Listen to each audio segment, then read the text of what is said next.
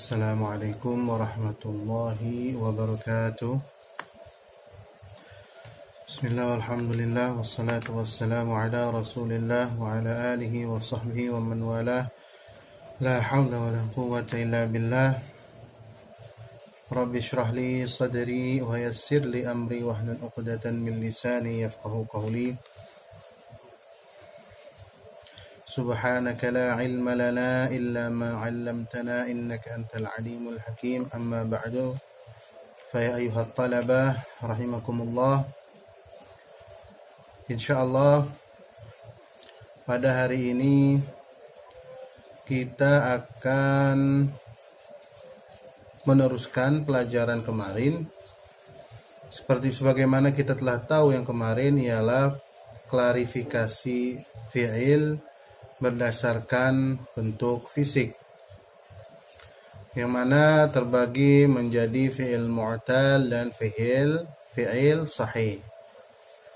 Untuk diperingatkan, untuk tugas video dimohon untuk menonton setiap video pelajaran dari awal sampai akhir tanpa di skip. Supaya kenapa? Nanti ketika kalian tidak salah paham dalam mengerjakan tugas. Kebanyakan dari kalian yang saya lihat, yang saya amati dari chat Japrinya menanyakan suatu hal yang sudah dijelaskan secara gamblang, menanyakan tugas yang sudah saya jelaskan secara lengkap di dalam video. Akan tetapi ketika kalian tidak menonton videonya dari awal sampai akhir, ataupun videonya kalian skip, ya, jadi menit pertama ditonton kemudian langsung ke menit 10 misalkan, itu tidak baik. Karena kalian kenapa? Saya pengen langsung tahu tugasnya apa. Itu juga salah. Karena kenapa? Materinya kalian belum tahu semua. Kalian langsung kepada soal, ya, kepada tugas. Jadi nggak paham nih apa yang dimaksud dari tugas itu. Padahal setiap tugas yang saya kasih, ya, itu telah ada semua lengkap di dalam materi yang saya jelaskan. Oleh sebab itu saya harap tonton video ini dari awal, jangan di skip, ya, dari menit pertama hingga menit terakhir, ya. Bismillahirrahmanirrahim. Pada hari ini kita akan membahas tentang klarifikasi fi'il berdasarkan makna. Ditinjau dari maknanya, fi'il digolongkan berdasarkan 3 kategori, yaitu pembagian, ya, berdasarkan waktu, pelaku, dan objeknya. Jadi ingat, fi'il secara makna, ya, klarifikasi fi'il secara makna itu dibagi menjadi 3, yaitu berdasarkan waktu, pelaku, dan objek. Ketiga kategori tersebut masing-masing diperinci lagi. Perinciannya adalah sebagai berikut. Fi'il yang berhubungan dengan waktu dibagi menjadi 3, yaitu fi'il madhi, fi'il mudhari, dan fi'il amr. Yang kedua, fi'il yang berhubungan dengan pelaku dibagi 2, yaitu fi'il ma'lum dan fi'il majhul. Yang ketiga, fi'il yang berhubungan dengan objek penderita dibagi menjadi 2 juga, yaitu fi'il lazim dan fi'il muta'addi. Ya, jadi masing-masing klarifikasi fi'il secara bermakna itu dibagi 3. Masing-masing 3 bagian ini juga terbagi menjadi beberapa bagian. Seperti fi'il yang berhubungan dengan waktu terbagi menjadi 3. Fi'il yang berhubungan dengan pelaku terbagi menjadi 2. Fi'il yang berhubungan dengan objek pelaku, ya, dengan objek penderita, berhubungan dengan objek penderita dibagi juga menjadi 2. Rincian tersebut akan musannif jelaskan sebagai berikut. Pertama, tinjauan waktu. A. Fi'il madhi, ya. Klarifikasi fi'il secara makna dilihat dari tinjauan waktu terbagi menjadi 3. Yang pertama, fi'il madhi. Apa itu fi'il madhi? Fi'il madhi adalah kata kerja yang mengandung makna bahwa pekerjaan atau kejadian yang disebut sudah dilakukan atau sudah terjadi. Jadi apabila kita ingin mengetahui perbedaan antara fi'il madhi, fi'il mudhari, dan fi'il amr, maka dilihat dari maknanya. Fi'il madhi itu maknanya madhi. Namanya madhi ya sudah berlalu. Berarti sudah dikerjakan atau sudah terjadi, ya. Contoh dari fi'il madhi sendiri adalah akala, artinya sudah makan. Jadi ketika kalian memaknai akala, jangan artikan makan, tapi juga harus jelaskan dari segi waktunya. Apa itu segi waktunya? Ya, sudah dilakukan. Berarti akala Zaidun, Zaid sudah makan, ya. Fi'il madhi dikenal dengan tanda fathah pada huruf terakhirnya. Tidak peduli apapun harokat sebelumnya, ya. Jadi fi'il madhi ini mabniun 'alal fathi. Mabni ini sendiri ialah maksudnya dalam ilmu i'rab, ilmu nahwu, maksudnya tidak berubah harokat akhirnya. Selamanya tidak berubah. Fi'il madhi ini selamanya terus harokat akhirnya adalah fathah karena dia mabniun 'alal fathi. Ya. Mabni atas harokat fathah. Contohnya akala, ya, dari apapun bentuknya, ya, maksudnya apapun harokat sebelumnya, dari maksudnya apapun harokat sebelumnya itu apapun bentuk, ya, dari fi'il tersebut tetap belakangnya harus fathah, baik itu mabni ma'lum atau mabni majhul, ataupun dia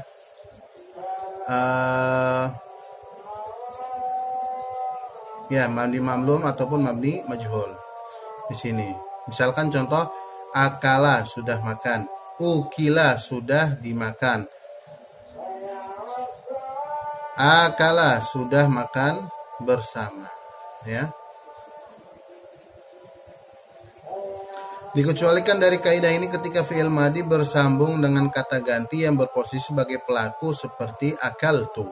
Ya, maksudnya adalah bersambung dengan dhamir muttasil, ya. Maka jelas di sini fi'il madhinya jadi berubah, mabninya mabni sukun, akaltu, lamnya di sukun, jadi mabninya mabni sukun, harokatnya sukun. Akaltu, akalta, akaltum, akalna, ya. Saya makan, kamu makan, kalian makan, kita makan, dan sebagainya. Anda lihat fi'il madhi pada kasus ini huruf terakhirnya ternyata disukun. Ringkasnya ada ketentuan lebih lanjut pada kasus fi'il madhi bersambung dengan kata ganti. Harokat sukun ini tidak mutlak sifatnya sebagai tanda fi'il madhi, ya. Jumlah huruf pada fi'il madhi tidak selalu 3 huruf saja, tetapi bermacam-macam. Ada yang terdiri dari 4, ya, 5, bahkan 6 huruf. Tetapi fi'il madhi yang jumlahnya hurufnya banyak itu huruf aslinya tidak akan keluar dari sulasi atau rubai. Maksudnya tidak akan keluar dari 3 huruf atau 4 huruf saja. Selain itu adalah tambahan, ya, mazid. Dalam teks banyak sekali fi'il madhi dengan jumlah huruf yang sama. Oleh karena itu, untuk memudahkan identifikasi, maksudnya untuk memudahkan mengetahui bahwa itu fi'il madhi tersebut dapat dikelompokkan dengan wazan-wazan. Wazan-wazan dalam fi'il madhi berjumlah 35 wazan, ya. Khusus untuk fi'il madhinya berjumlah 35 wazan. Tentunya ke-35 wazan ini dibagi-bagi, ya. Tidak semua 30 wazan itu ya sulasi atau rubai, ya. Pasti ada yang mazid, ya. Sulasi mazid ataupun rubai mazid, ya. Ketika 35 wazan tersebut harus diperhatikan dan dihafalkan baik-baik sebab darinya lah diperoleh sumber tasrif. Maksudnya sumber tasrif ialah pemecahan kata menjadi bentuk lain. Wazan-wazan tersebut dapat dilihat pada tabel di bawah ini. Nanti saya akan share, ya, materinya dan kalian baca tabelnya. Saya akan bacakan. Di sini golongan sulasi mujarrad, wazannya fa'ala, contoh nasara, kemudian artinya menolong. Yang kedua fa'ila, alima, artinya mengetahui. Kemudian fa'ula, ya, fa'ula contohnya hasuna, artinya baik atau bagus, ya. Itu tadi contoh dari dari fi'il madhi yang sulasi mujarrad. Kemudian contoh dari sulasi mazid fa'ala, yang keempat fa'ala, yaitu farroha, contohnya artinya membuat gembira. Ini termasuk mazid juga. Fa'ala contohnya qatala artinya saling membunuh. Kemudian yang keenam af'ala contohnya akrama artinya memuliakan. Kemudian masih termasuk sulasi mazid juga. Tafa'ala artinya taba'ada, contohnya taba'ada artinya saling menjauh. Yang kedelapan tafa'ala, contoh fiilnya taqarraba artinya mendekat. Ifta'ala contohnya ijtama'a artinya berkumpul. Infa'ala contohnya inkasara artinya pecah. If'alla contohnya ihmarra artinya memerah. Istaf'ala contohnya istaghfara artinya minta ampun. If'au'ala contohnya igrawraqa artinya bercucuran. If'alla contohnya ihmarra artinya sangat memerah. If'awwala contohnya ighlawata artinya menahan. I'lawata artinya menahan. Kemudian di sini ada juga rubai mujarrad, Wazannya adalah contoh fi'il madhi yang rubai mujarrad wazannya fa'lala, Contoh fi'ilnya dahraja artinya menggelindingkan. Kemudian di sini bagian dari rubai mujarrad yang mulhaq. Maksudnya rubai mujarrad mulhaq itu wazannya bentuk masdarnya mengikuti rubai mujarrad. Maka disebut mulhaq bi rubai mujarrad, Karena pembentukan masdarnya itu mengikuti wazan rubai mujarrad.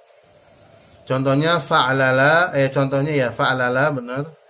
Di sini wazannya sama fa'lala, tapi contoh daripada fiilnya adalah jalbaba, Contohnya artinya menjilbabi. Kemudian fa'ala contoh fiilnya hauqala artinya lelah atau letih. Fa'ala wazannya fa'ala, contoh fiilnya baitara artinya memasang ladam. Fa'wala contoh fiilnya jahwara artinya mengeraskan suara. Contoh wazannya fa'yala contoh fiilnya rahya'a artinya menggerakkan. Fa'ala contoh fiilnya salqa artinya membanting.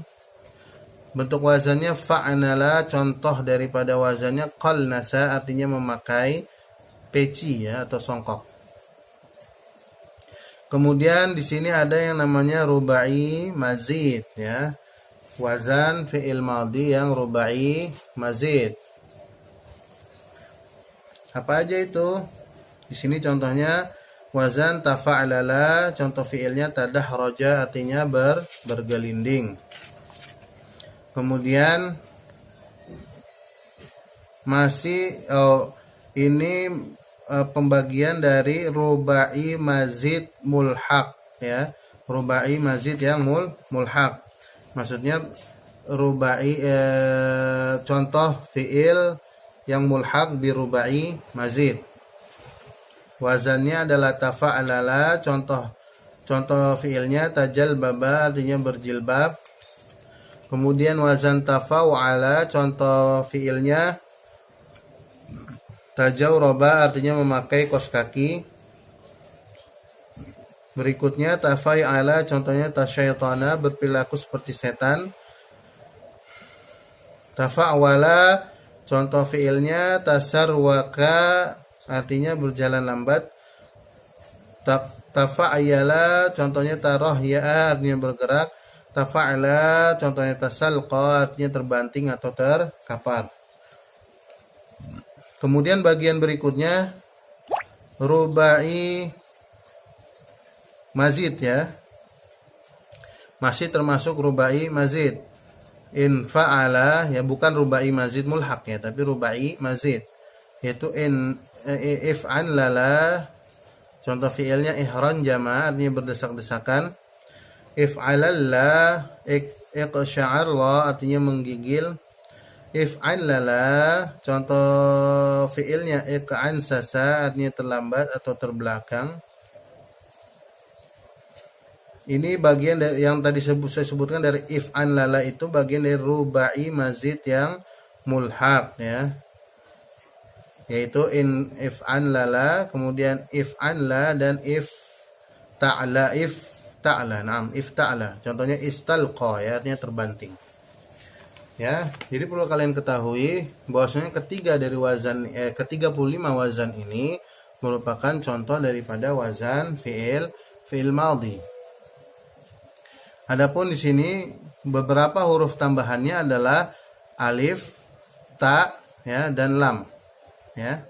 Di sini contoh, dan nun juga ya. Contoh di sini tambahan dengan di sini ya juga ya. Tambahan dengan ta. Contohnya di sini tafa'ala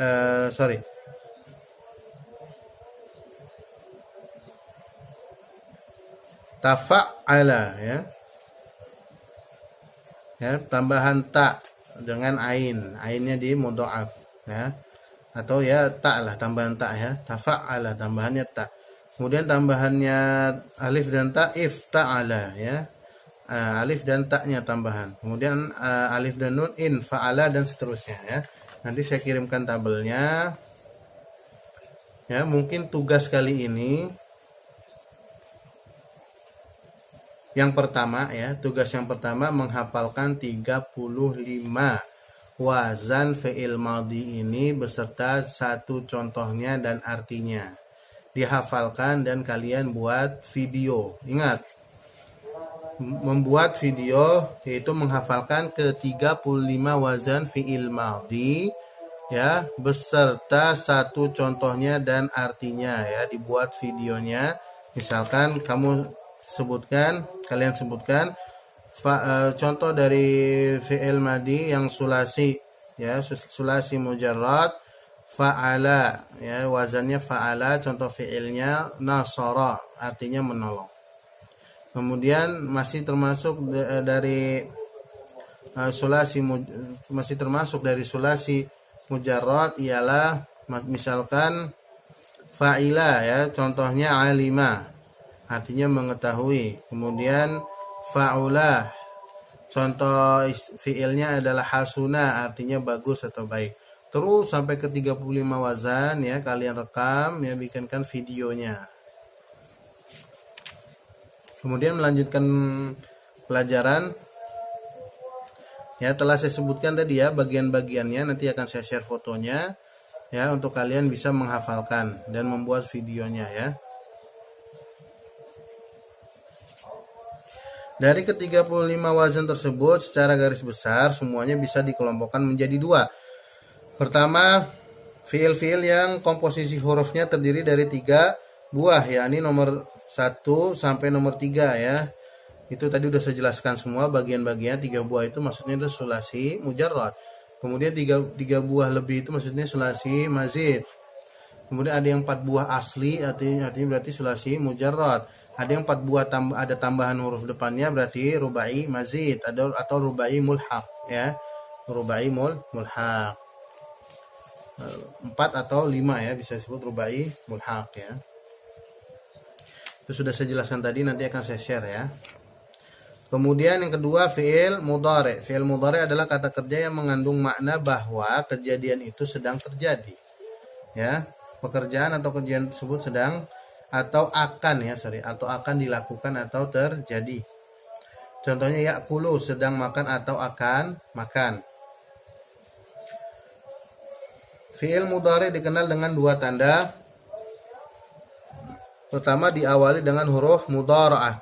Apa aja huruf mudhara'ah? Yaitu anaitu ya. Huruf mudhara'ah itu dikumpulkan menjadi satu kata, yaitu anaitu. Anaitu itu alif berarti ya, nun ya, ya dan ta. Anaitu ya, 4 huruf ya, fi'il 4 huruf dari mudhara'ah ya, huruf mudhara'ah disebutnya.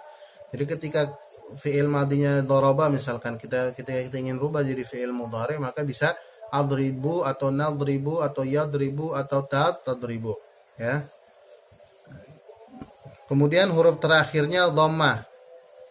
Jadi kata ya'kulu yang bermakna sedang atau akan makan adalah fi'il mudhari karena telah memenuhi 2 tanda, yaitu pertama huruf mudhara'ah di awalnya, kedua harokatnya dhammah ya. Ingat, 2 tanda fi'il mudhari. Pertama ada huruf mudhara'ah, yaitu ada 4 yang bisa kita kumpulkan dalam satu kata yaitu ana itu ya.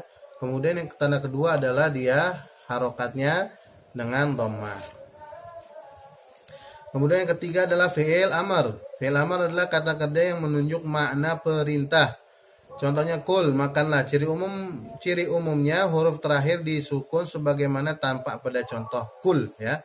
Jadi fi'il amr itu tandanya adalah dengan sukun kul ya. Artinya makanlah.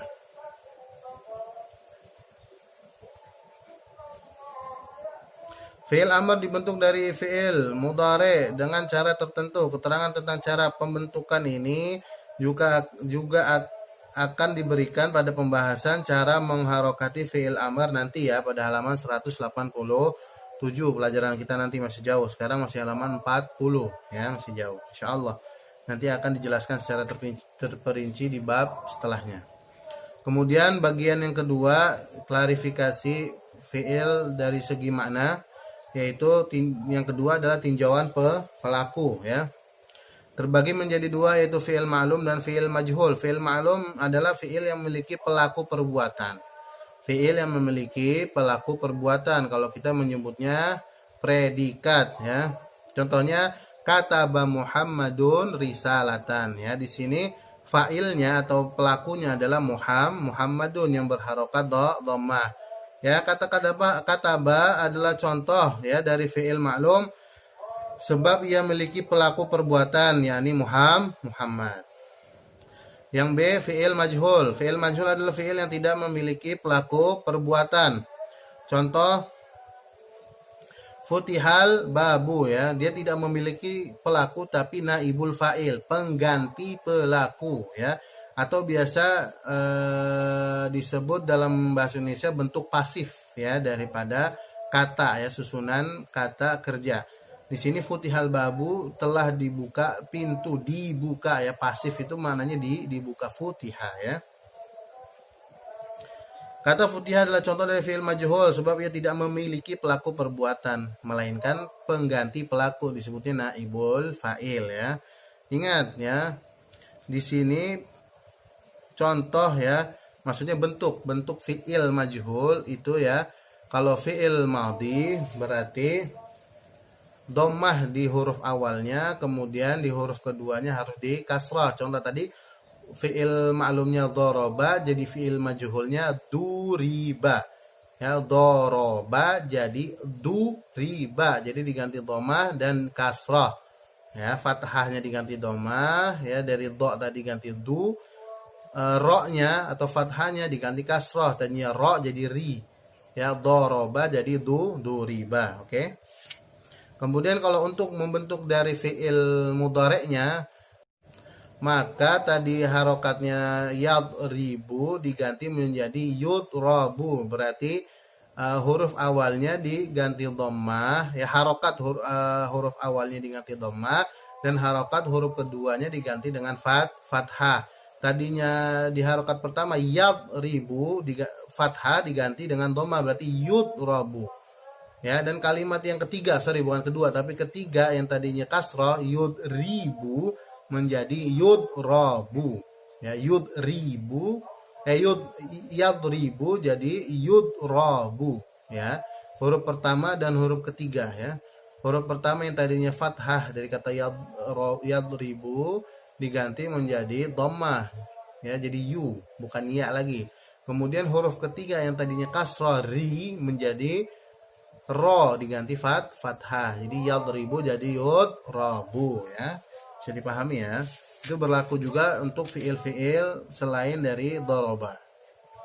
Kemudian pembagian ketiga ya, klarifikasi fiil secara makna ya. Pembagian ketiga adalah ditinjau dari objek penderita. Ya, kalau objek penderita ini ada namanya fi'il lazim, adanya fi'il muta'addi. Maknanya dari fi'il lazim tersebut adalah fi'il yang tidak membutuhkan objek penderita. Ya, jadi cukup dengan fi'il dan fa'ilnya saja. Contohnya jalasa Muhammadun. Muhammadu duduk. Kata jalasa adalah contoh dari fi'il lazim. Kenapa? Sebab kata tersebut tidak membutuhkan objek penderita, itu berbeda dengan fi'il muta'addi.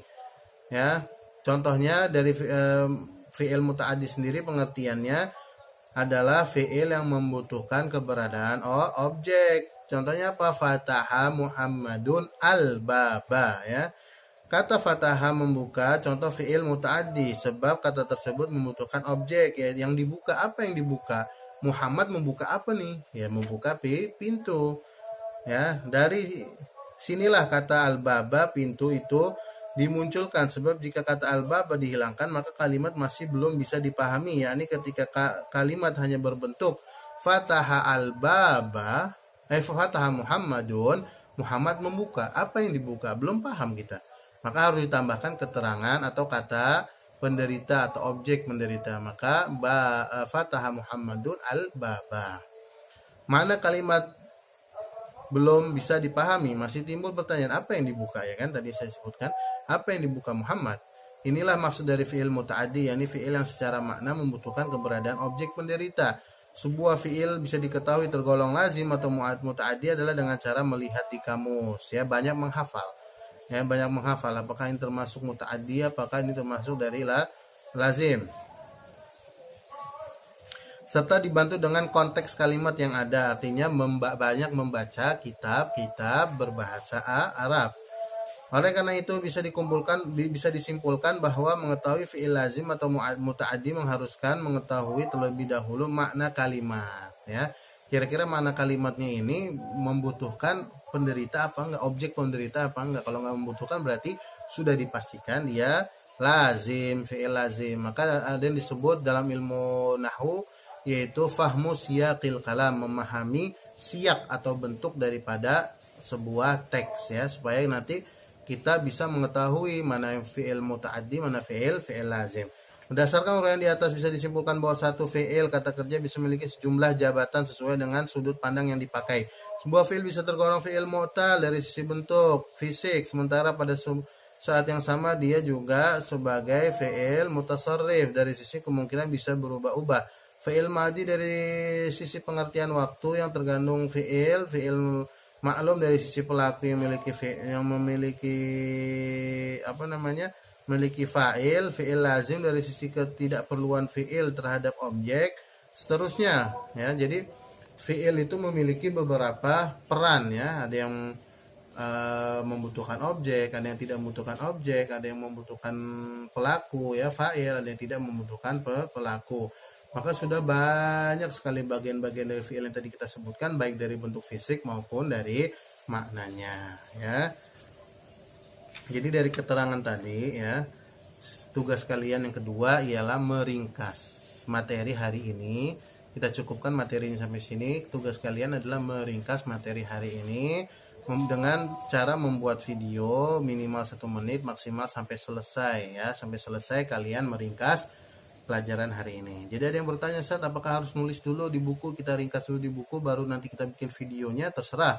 Kalau video ringkasan boleh melihat, ya, boleh melihat yang kalian ringkas di buku tulis. Tapi kalau yang tadi tugas pertama yaitu menghafalkan 35 wazan fi'il madhi, harus dihafalkan, tidak boleh lihat teks gini matanya ke bawah. Kalau saya lihat misalnya di video matanya ke bawah berarti dia tidak menghafal, tidak sah tugasnya. Jadi dimohon videonya dibagi dua, ya. Di video pertama yaitu menghafal, ya, wazan fi'il madhi yang berjumlah 35 wazan. Tugas yang kedua ialah membuat ringkasan dari materi, ya, minimal 1 menit. Oke, insyaallah naktafi bihadzal qadar. Kita membaca bersama-sama kafaratul majlis. Subhanakallahumma bihamdika nasyhadu an la ilaha illa anta nastaghfiruka wa natubu ilaik. Sallallahu alaihi wasallam Muhammadin nabiyil ummi wa ala alihi washabihi wasallam. Alhamdulillahirabbil alamin. Assalamualaikum warahmatullahi